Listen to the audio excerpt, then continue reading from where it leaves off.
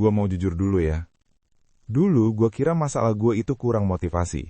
Serius, setiap kali semangat di awal, entah itu mau olahraga, belajar, bikin konten, baca buku, hari pertama tuh rasanya kayak, wah gila hidup gua berubah nih, rasanya powerful banget. Tapi masuk hari keempat, mulai kendor. Masuk minggu kedua, udah hilang. Dan gue kesel banget sama diri sendiri. Kayak, kenapa sih gue nggak bisa konsisten? Orang lain bisa, kok gue nggak? Sampai akhirnya gue sadar satu hal. Masalahnya bukan karena gue lemah, tapi karena ada hal-hal yang nggak pernah kita sadari, yang diam-diam bikin kita gagal terus. Dan di video ini, gue mau bahas 5 alasan kenapa kamu sulit konsisten. Dan serius, nomor 3 itu paling berbahaya. Karena kelihatannya sepele, tapi efeknya bisa bikin kamu stuck bertahun-tahun. Oke, kita mulai. Alasan pertama, kamu terlalu mengandalkan mood. Nah ini nih, kita tuh sering banget bilang, entar deh kalau lagi mood.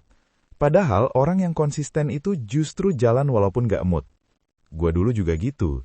Kalau lagi semangat, kerja bisa 4 jam non-stop. Tapi kalau lagi males, boro-boro buka laptop. Mikir aja udah capek duluan. Masalahnya mood itu nggak stabil. Kalau hidup kamu dikendalikan mood, berarti arah hidup kamu ditentukan sesuatu yang berubah-ubah tiap hari. Orang disiplin itu bukan yang selalu semangat, tapi yang tetap jalan walaupun nggak pengen. Dan itu pahit sih, nggak enak, tapi itu kenyataannya. Alasan kedua, kamu bikin target yang terlalu besar. Ini klasik banget. Hari ini kamu ngerasa bersalah karena nggak produktif. Besoknya kamu bikin resolusi gila-gilaan. Mulai sekarang gua mau olahraga tiap hari 1 jam. Gua mau baca 30 halaman sehari. Gua mau bangun jam 5 tiap pagi. Ambisius? Iya. Realistis? Belum tentu. Gua pernah kayak gini juga. Seminggu pertama jalan. Minggu kedua mulai berat. Minggu ketiga, hilang. Kenapa? Karena kita bikin perubahan yang terlalu ekstrim.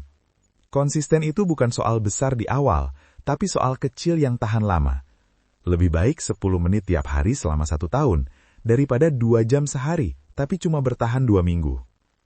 Alasan ketiga, ini yang paling berbahaya. Kamu terlalu fokus ke hasil, bukan ke identitas. Nah, ini dalam banget. Kita sering bilang, gua mau kurus, gua mau sukses, gua mau punya duit banyak. Semua itu hasil, tapi jarang banget yang bilang, gua mau jadi orang yang disiplin olahraga, gua mau jadi orang yang rajin belajar. Perbedaannya tipis, tapi dampaknya gede banget. Kalau kamu cuma ngejar hasil, kamu bakal berhenti begitu hasilnya belum kelihatan. Tapi kalau kamu bangun identitas, kamu bakal tetap jalan walaupun belum ada hasil.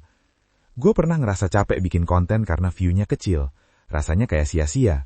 Tapi waktu gue ubah mindset jadi, gue adalah orang yang konsisten bikin konten, fokusnya berubah. Bukan lagi soal view, tapi soal membuktikan ke diri sendiri kalau gue tipe orang yang gak gampang berhenti. Dan itu beda banget rasanya. Makanya nomor 3 ini bahaya, karena selama kamu cuma ngejar hasil, konsistensi kamu bakal rapuh. Alasan keempat, kamu terlalu keras ke diri sendiri. Ini ironis ya, kita pikir dengan marah-marah ke diri sendiri, kita bakal berubah. Padahal seringnya malah bikin makin down. Misalnya, kamu skip 1 hari olahraga, terus kamu bilang ke diri sendiri, gue emang males, emang gak bisa disiplin. Akhirnya apa? Besoknya makin gak olahraga. Satu kesalahan kecil berubah jadi berhenti total. Padahal orang konsisten itu bukan yang gak pernah gagal, tapi yang cepat balik lagi setelah gagal.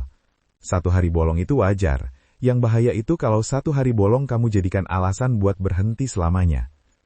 Alasan kelima, lingkungan kamu gak mendukung. Ini gak banyak yang sadar. Kalau kamu pengen hidup sehat, tapi tongkrongan kamu tiap malam nongkrong sampai jam 2 pagi, ya berat. Kalau kamu pengen fokus belajar, tapi kamar kamu berantakan, HP selalu di tangan, ya susah. Lingkungan itu lebih kuat dari niat. Makanya orang yang konsisten itu biasanya nggak cuma mengandalkan kemahuan, mereka desain lingkungannya. Taruh buku di meja, jauhkan HP waktu kerja, ikut komunitas yang satu frekuensi. Karena mereka tahu kalau lingkungan mendukung, konsistensi jadi lebih ringan. Sekarang coba jujur, dari 5 alasan tadi, mana yang paling kena ke kamu? Apakah kamu nunggu mood? Apakah kamu terlalu ambisius di awal? Apakah kamu cuma ngejar hasil? Atau kamu terlalu sering menghukum diri sendiri? Atau mungkin lingkungan kamu yang bikin kamu susah maju?